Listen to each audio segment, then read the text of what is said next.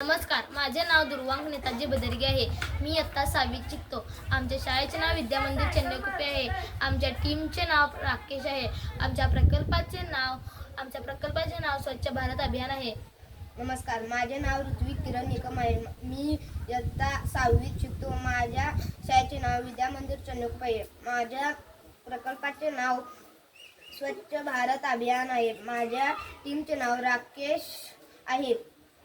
स्वच्छतेमुळे रोगराई पसरत नाही, लोक निरोगी राहतात.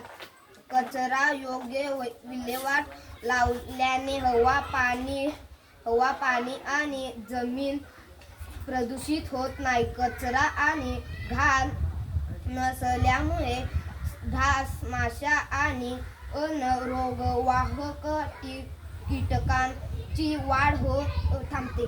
स्वच्छ भारत अभियान राबवण्यासाठी आम्ही जनजागृती करू. स्वच्छ भारत अभियान राबवण्यासाठी लोकांना बोलवू.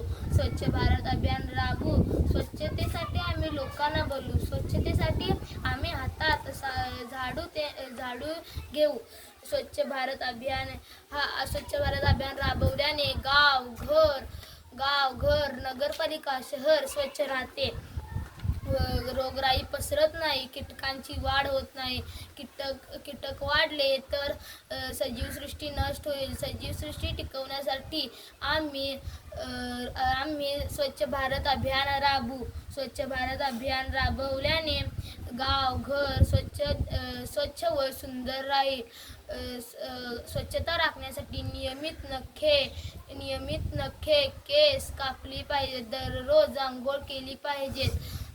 आंघोळ करून झाल्यावर नियमित केसावर भांग पाडला पाहिजे.